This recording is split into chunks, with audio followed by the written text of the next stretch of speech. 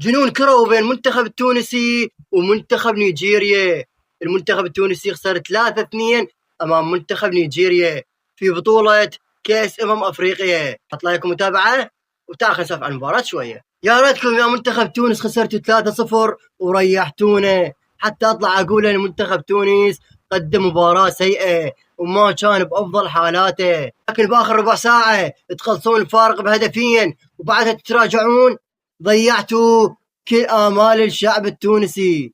المدرب سام الطرابلسي، ليش هالخوف الزايد والمبالغ به من منتخب نيجيريا؟ ترى انت جاي تلاعب منتخب نيجيريا، ما جاي تلاعب اسبانيا او فرنسا حتى تلعب دفاع 70 دقيقة ومتكتل دفاعيا وراجع ورا، ويا ريتك تعرف تدافع. تمركز اللاعبين بالدفاع كلهم غلط، مركزهم بالعرضيات سيء كلش. منتخب تونس الشوط الاول والثاني طافين نهائيا ومالهم ماس يلعبون المباراة ومستسلمين لمنتخب نيجيريا. منتخب تونس 70 دقيقة متراجعين دفاع ومطين الكرة لمنتخب نيجيريا، ونيجيريا تحاول تضغط عليهم. منتخب نيجيريا كلش ممتازين بالكرات الثابتة وخاصة بالعرضيات، وأول نصف ساعة بالمباراة سجلوا الهدف الأول عن طريق نجم نادي غلطة سراي التركي النجيم فيكتور أوسيمين، اللي كان متمركز بين 2 مدافعين من منتخب تونس، وقدر يقفز أفضل منهم ويسجل الهدف الأول.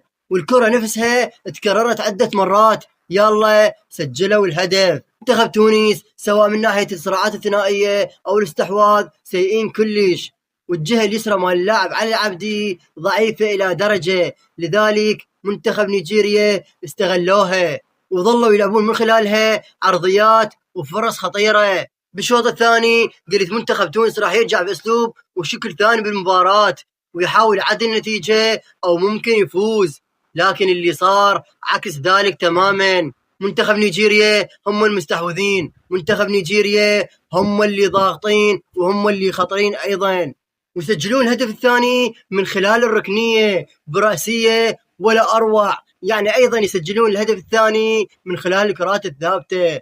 يا أخي اللاعب اللي اسمه لقمان مو طبيعي، قدم مباراة ممتازة جدا.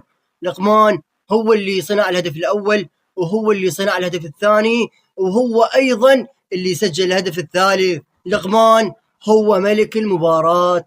منتخب تونس رغم كل هاي الأهداف ماكو أي ردة فعل منهم، باردين كلش، ولكن بعدها شفنا منتخب ثاني بأسلوب ثاني بطريقة لعب مختلفة تماما. منتخب تونس بآخر 15 دقيقة لعبوا بروح قتالية، لعبوا بشغف مو طبيعي، ومن خلال هذا القتال هم سجلوا هدف